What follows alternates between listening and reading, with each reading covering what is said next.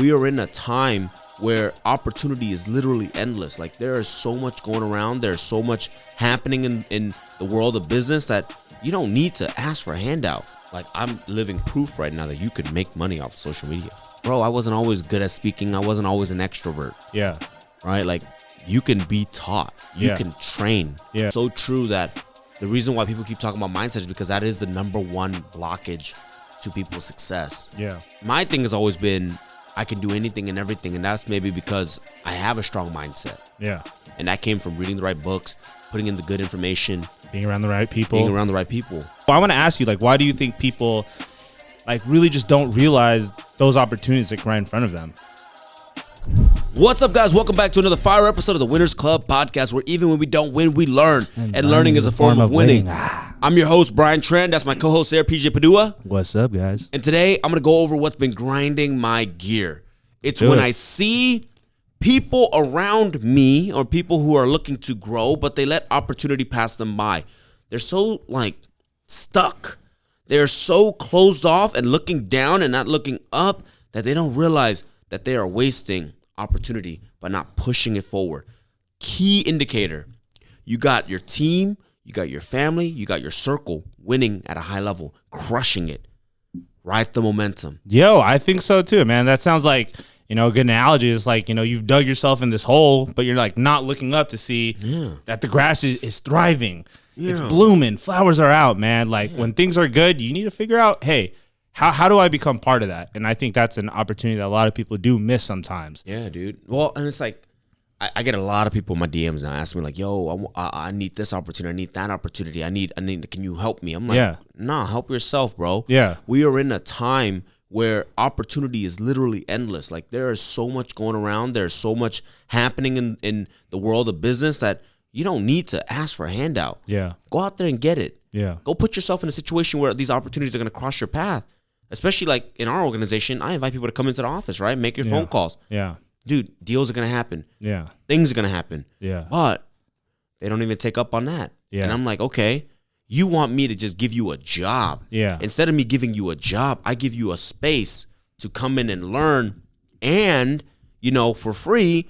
And that way you can see what's happening, be around people that are moving, shaking, making money. Yeah.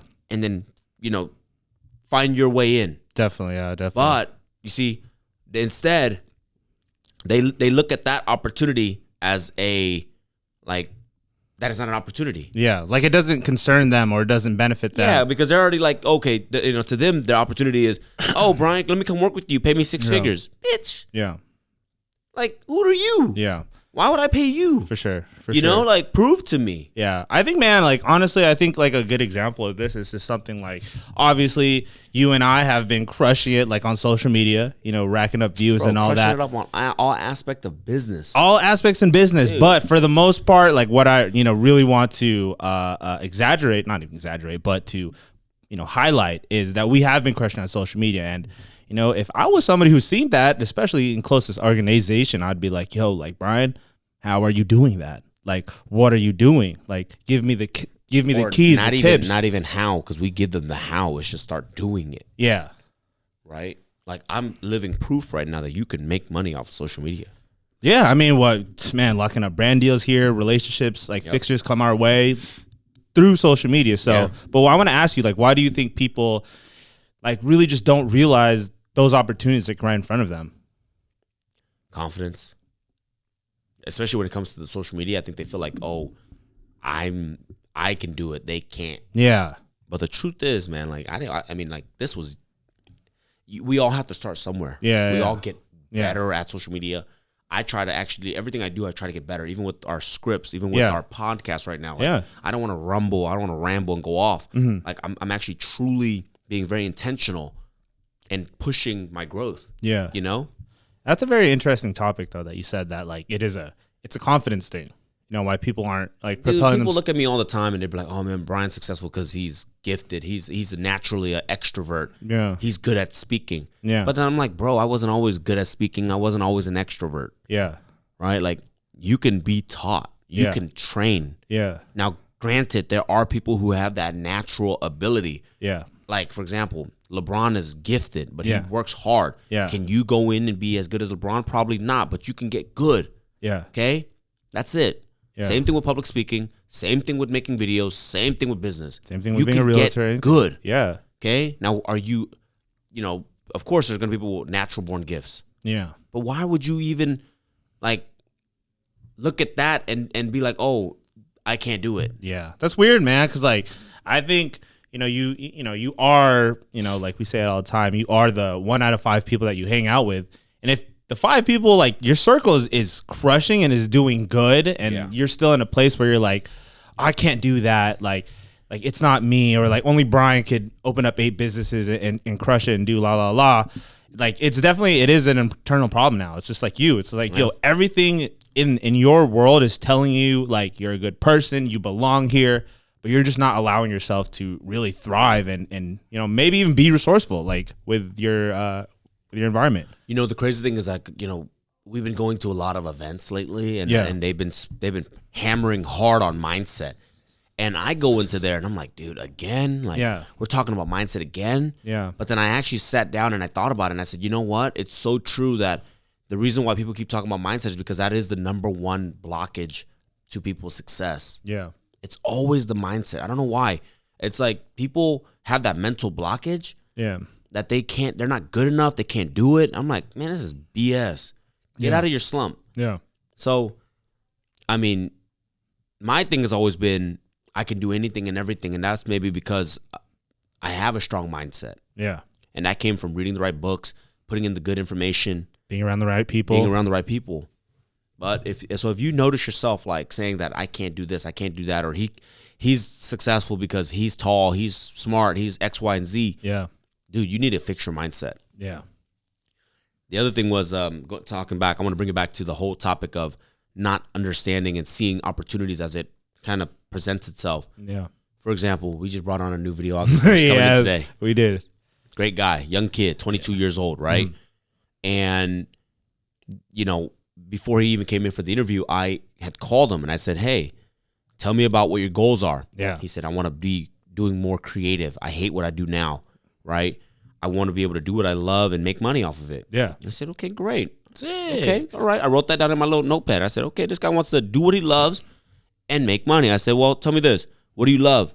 "Cameras. Want to be behind the camera, shooting, production, da-da-da-da, the stuff that we're doing." Yeah. Great. I wrote that down. Yeah. And then I said, "Okay, well, tell me a little bit about your financials right now. How much you make in a month?" Yeah. He goes, "X." I said, "Okay, I can offer you X." More. Yeah. Yeah. And then I said, "Okay, well, tell me more about your growth." And he goes, "Well, I want to be able to turn this into a full-time career, make 6 figures, da-da-da-da-da." Yeah. I said, "Okay, we can do this." Yeah. I said, "Why don't you come in next week?" Yeah. Right? Comes in next week, and I offer him everything that he wanted. Yeah. And he still said, "Let me think about it." Yeah. But I've been there before where I'm like, I have dude, too. don't think about it, bro. Yeah. Like you're not happy where you are. Yeah. Your job right now does not get you to where you want to be. Yeah.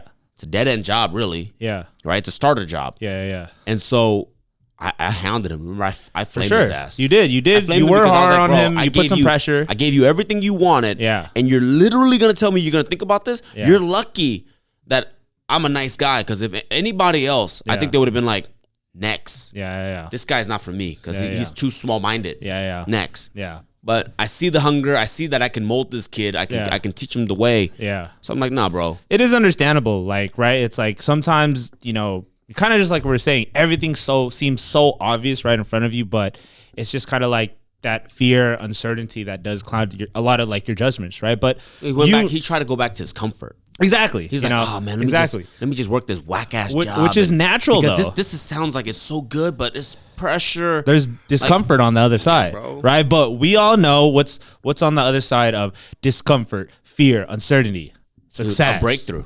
Breakthroughs, man, like growth. How did you get here? How did you get to owning 8 companies and freaking thriving and being someone well known around the Bay Area? How did you do it? Fail. Discomfort. Made it. Fear, risk. Yeah, exactly. No risk, no Rari. Let's go. You know what I mean? Like, so I just think it is crazy, but I think it's also a blessing too when you have a situation like that, right, in your life where you could actually realize like, hey, yo, like I was being scared for something that like really is everything that I ever wanted. And I think sometimes people do get in their heads too much about that. So if that is you guys, risk is good, man. Like, you're not going to get successful or be crushing in business going the easy route. Yeah. Yeah. That's it, man. That's my rant for the day. I like it, man. Really, that's what it was. And so he's actually coming in today now, and he's going to edit this podcast. So you're seeing this, like, just know great things are coming, but definitely you were this close to letting a good opportunity pass you by. Yeah. I think that's a fair lesson, man. But things are great. Welcome to the team. Yeah, welcome to the team. And with that being said, guys, this is a short banger. Don't let opportunities pass you by. Take it, squeeze it. It's yours for the taking. I like that, man. Peace. Peace out.